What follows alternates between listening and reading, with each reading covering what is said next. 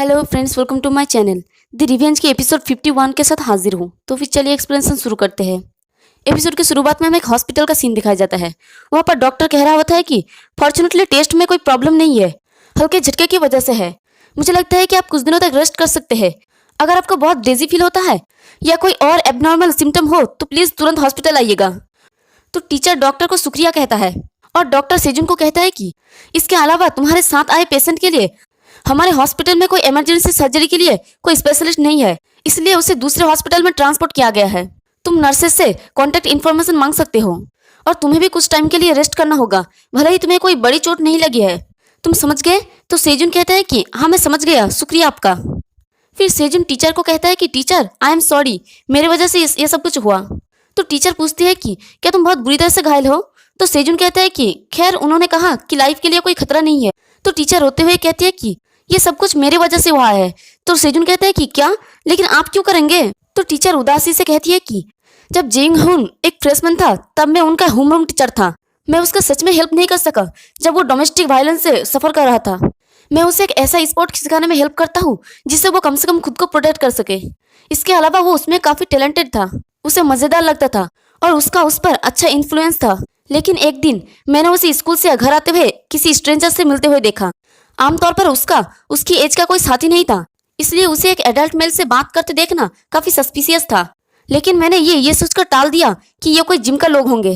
लेकिन next day से काफी चीज होने लगी। ठीक उसके बाद उनकी मुलाकात उस शख्स से हुई, स्कूल की उस गुंडे के लिए जो अपने से कमजोर बच्चों को बुली करता है। उनसे झगड़ा करने लगा। इस तरह वो पुलिस की टॉप पे खड़ा हो गया और उसके बाद सभी स्टूडेंट जेइन हुन से डरने लगा। और उसके बाद वो इंसिडेंट हुआ। जेइन हुन के फादर जो बहुत ड्रंक थे, उन्होंने उस पर और भी बुरी तरह से असॉल्ट करना शुरू कर दिया। और मुझे लगता है कि हमेशा की तरह मार खाने के बाद उसके मन में एक विचार आया होगा। और यहाँ पर हम देखते हैं कि डायरेक्टर किम लिम जियोन है उनकी माइंड को मैनिपुलेट करते हुए कहता है कि खुद को प्रोटेक्ट करने का एकमात्र तरीका सिर्फ खुद का स्ट्रेंथ है। वायलेंस के खिलाफ जीतने का एकमात्र तरीका वायलेंस ही है।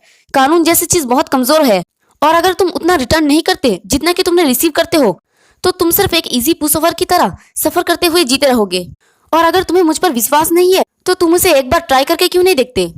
और हम देखते हैं कि लिम जी हुन के फादर उसे बहुत ज्यादा पीट रहे होते हैं, तो बेचारा लिम जी हुन खुद को प्रोटेक्ट करने की कोशिश करता है। तभी उन्हें डायरेक्टर किम की सारी बातें याद आता है और वो हिम्मत करके अपनी फादर का पंच रोक के उनके मुंह पे बहुत जोर से पंच मारता है और उसे तब तक मारता है जब तक कि वो खून की उल्टी ना कर दे। और लिम जी हुन अपनी फादर को देखकर कहता है कि क्या बकवास है, ये तो बहुत ईजी था। तो टीचर कहता है कि इस तरह लिम जी हुन अपनी लाइफ में फर्स्ट टाइम अपने फादर को अटैक किया और उस इंसिडेंट के बाद लिम जी हुन पूरी तरह से डिफरेंट इंसान बन गया। तो ये सब कुछ सुन के सेजुन टीचर को कहता है कि उसकी सिचुएशन के लिए सॉरी, लेकिन मुझे नहीं लगता कि ये हर एक चीज के लिए जस्टिफाइज है। ऐसा लोग भी होते हैं जो अपनी गलतियों को पहचानते हैं और मौका पाने पे अपनी गलतियों पर पछतावा करते हैं और उससे उबरने की ट्राई करते हैं। यहाँ पर हमारे सॉन्डी उनकी बात करता है और ये उन लोगों से बिल्कुल अलग है जो अपने बिहेवियर को रैशनलाइज बनाते हैं और अपने गलत कामों को मानता नहीं है। तभी टीचर कहता है कि क्या तुम बिलीव करते हो कि डेविल्स है? ये सुनकर सेजुन कहता है कि क्या डेविल, लेकिन आप अचानक से क्यों पूछ रहे हैं? तो टीचर कहती है कि जिन बच्चों में किस तरह की कमी होती है या वो दर्द में होते हैं तो वो दूसरों की कही गई बातों के एक लफ्जों पर इंप्रेस हो जाते हैं।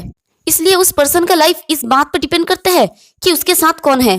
मुझे यकीन है कि मैंने जेंग ह्यून से कहा था कि उसके सच होने की पॉसिबिलिटी नहीं था और ये एक डिफिकल्ट रास्ता था, तो उस आदमी ने जो कहा होगा वो मीठा ही होगा। और यहाँ पर डायरेक्टर किम को एक सांप की तरह दिखाया जाता है जो अपनी मीठी बातों से जहर उगलता है।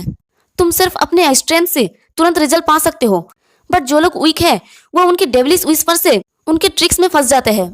और इसलिए तुम्हें भी केयरफुल रहना होगा ताकि तुम जेवन है उनकी तरह ना बन जाओ। तुम अभी जो कर रहे हो वो तुम्हें ही डिस्ट्रॉय कर सकता है।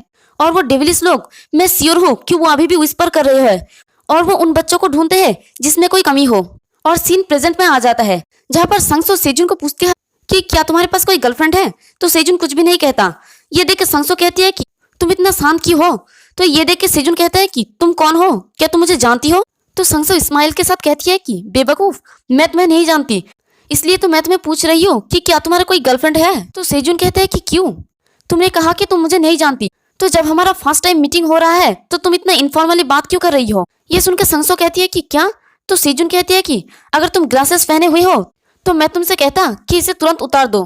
ये सुनकर संगसो अपनी मन में सोचती है कि इस लड़के के साथ क्या मसला है? ये मेरी पहली बार है जब मुझे इस तरह का रिएक्शन मिल रही है। अगर ऐसा है तो मुझे नेचुरली स्किनशिप करना चाहिए। तो संसा हंसती हुई कहती है कि ओह आई एम सॉरी, अगर तुम ऑफेंड हुए हो तो मैं बहुत फ्रेंडली बिहेवियर करना बंद कर दूंगा और मैं माफी के तौर पे तुम्हें एक कप कॉफी ट्रीट दूंगी। और ये कहते हुए वो सेजुन को टच करने जाती है। ये देख के सेजुन सोचता है कि मुझे इसे अवॉइड करना होगा और वो बड़ी तेजी से पीछे हट जाता है। ये देख के संगसो हैरानी से अपने मन में सोचता है कि इस कचरे के साथ क्या मसला है, क्या उसने इतनी तेजी से मेरे हाथ को अवॉइड किया जैसे मानो वो सच में डर्टी पॉप से बच रहा है। तभी सेजुन कहता है कि तुम हमारी फर्स्ट मीटिंग में ही बहुत सारी मिस्टेक कर रही हो। तुम किसी दूसरे की बॉडी को इस तरह से रेकलेसली टच नहीं कर सकती, ठीक है? मैं सच में बहुत सरप्राइज हूँ। ये सुन के संगसो को बहुत ज्यादा गुस्सा आ रही होती है, लेकिन वो अपने गुस्से को दबा के कहती है कि नहीं, ऐसा नहीं है कि मैं तुम्हें पॉप से कवर किया हुआ हाथों से छू रही हूँ। तुम्हें इससे इतनी नफरत क्यों है? और वो उसे फिर से छूने जाता है तो सेजुन फिर से उससे दूर हट के कहती है कि इसे देखो, आप फिर से इनफॉर्मली बात कर रही हो मैम। मुझे लगता है कि ये आपका एक आदत है और ये एक बुरा आदत है। तो संगसो कहते हैं कि नहीं, मैं तुमसे इनफॉर्मली बात नहीं कर रही हूँ। और तभी पीछे से हाजिन आ जाती है और कहती है कि एक्सक्यूज मी ऑलरेडी, ये काफी है। ये सुन के संगसो गुस्से में उसकी तरफ देख के कहती है कि क्या तूने अभी क्या कहा? तो हाजिन कहती है कि ऑलरेडी मैंने कहा कि इतना बस काफी है। वो लड़का जो वहां पर है और वो सेजुन के हाथ पकड़ के कहता है कि उसके पास पहले से ही कोई है, तो आपको दूसरी जगह ढूंढ लेना चाहिए जहां आपकी एज का पर्सन हो। सॉरी गाइस, मैंने इस लड़की का नाम संगसो कही थी, लेकिन इसका नाम संगसो नहीं, बल्कि इसके साथ जो आदमी था जिसे वो ओपा कह रहे थे उसका नाम संगसो है। तो ये सब सुन के वो लड़की गुस्से में कहती है कि तुमने क्या कहा? मैं भी एक हाई स्कूलर हूँ, क्या तुम मुझे स्कूल यूनिफॉर्म पहने हुए नहीं देख सकती? लेकिन उसकी बात को इग्नोर करके वो दोनों वहां से चली जाती हैं और हाजिन सेजुन से पूछती है कि तो हम क्या खाए? मुझे किसी भी चीज से कोई प्रॉब्लम नहीं है। तो सेजुन कहता है कि तो फिर चलो तुम जो चाहती हो वो खाते हैं। तो हाजिन कहती है कि मुझे किसी भी चीज से प्रॉब्लम नहीं है। तो उन दोनों के जाने के बाद वो लड़की साई करते हुए कहती है कि क्या वो कमीना सच में पागल हो गया है? और अपने हाथों को क्लिंच करते हुए कहती है कि उसका हिम्मत भी कैसे हुई मुझे इग्नोर करने की इस तरह से। मैं उसके साथ खेलने के बाद उसकी मेंटल स्टेट हिलाने की प्लानिंग कर रही थी, लेकिन ये काम नहीं करेगा। मैं तुम्हें प्रॉपर्ली डिस्ट्रॉय कर दूंगी और मैं तुम दोनों को कभी भी खुश नहीं रहने दूंगी। फिर रात का सीन दिखाया जाता है। हेउन की कार के अंदर एक आदमी आता है और ये और कोई नहीं बॉस गुंडा होता है। तो बॉस गुंडा कहता है कि हेलो। उसे देखकर हेउन कहता है कि क्या तुम्हें पता चला? तो बॉस गुंडा कहता है कि हाँ, मैंने उन सभी लोगों को पूछताछ किया जो डार्क वेब यूज करते हैं, लेकिन मैंने सुना कि एक ऐसा भी जगह है जहाँ पर सारे स्टूडेंट इकट्ठा होते हैं और वो एक दूसरे के खिलाफ कॉम्पीट करते हैं। ये सुन के हेउन कहता है कि तो क्या तुम्हें वो इंसान मिला जो इस वेबसाइट को चलाता है?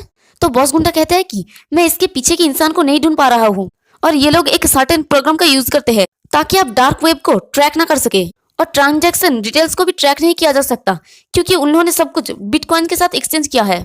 लेकिन जिन लोगों से मैंने पूछताछ किया उनमें से एक ने मुझे एक क्लू दिया है। तो सेजुन पूछता है कि वो क्या है? ये सुनकर बॉस गुंडा थोड़ा घबरा के कहता है कि लेकिन उससे पहले आपको बता देने के बाद मैं इस केस से अपना हाथ उठा लूंगा, है ना? मुझे भी इस इंडस्ट्री में अपना लाइफ बनाना है। तो ये सुन के हेयुन कहता है कि एक मिनट रुको, मैंने अपने एक्स का रख दिया। ये सुन के बॉस गुंडा चौंक जाता है और घबरा के कहता है कि अच्छा ठीक है, मैं समझ गया, मैं बस आपको बताऊंगा। और अपने मन में कहता है कि सीरियसली ये पागल कमीना। तो हेयुन अपनी एक्स को दिखा के कहता है कि तुमने अभी अभी अपने मन में सोचा ये सीरियसली पागल कमीना है ना?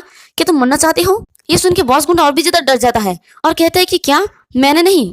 और फिर से अपने मन में सोचता है कि क्या यह आदमी दिमाग भी पढ़ सकता है? तो हेयुन अपनी एक्स से उसे डराते हुए कहता है कि मैं तुम्हारा दिमाग नहीं पढ़ रहा हूँ, इसलिए मुझे जल्दी से बताओ। और ये सुन के तो बॉस गुंडा और भी ज्यादा डर जाता है और हेयुन सच में अब उसका दिमाग पढ़ सकता है या नहीं ये देखने के लिए वो उसे आई लव यू कहता है। तभी हेयुन कहता है कि तुम्हारा फिंगर्स बहुत ज्यादा अनकंफर्टेबल है ना? मैं इसे बस कट कर देता हूँ। तो बॉस गुंडा डर के मारे जल्दी से कहता है कि नहीं नहीं, मैं आपको सच बताता हूँ। उस इंसान के कहने के मुताबिक उसे लगता है कि उसने वॉलपेपर में कंपटीशन के वेन्यू को कहीं पर देखा है। उसने पास्ट में एक और डार्क वेब में कुछ खरीदा था और जाहिर तौर पे वो बैकग्राउंड वॉलपेपर है जो प्रोडक्ट पिक्चर में था, लेकिन वो प्रोडक्ट है ड्रग्स। और इसे ड्रग्स में सबसे मेंटल और फिजिकल डिपेंडेंसी का सबसे सेवियर सिम्टम माना जाता है और वो है हीरोइन। और हमें एक दूसरी तरफ का सीन दिखाया जाता है। एक लड़का डायरेक्टर किम के पास आता है और ये और कोई नहीं बल्कि लियोन गॉन होता है और वो बहुत ही हाँफते हुए कहता है कि प्लीज मुझे कम से कम थोड़ा सा दे दीजिए। और देखते हैं कि उसकी हालत बहुत ही ज्यादा खराब होता है और वो कहता है कि मैं हर वो चीज करूंगा जो आप कहेंगे। और इसी के साथ हमारा ये वाला एपिसोड भी खत्म होता है। एक्सप्लेनेशन पसंद आई तो वीडियो को लाइक और चैनल को सब्सक्राइब कर दें। शुक्रिया।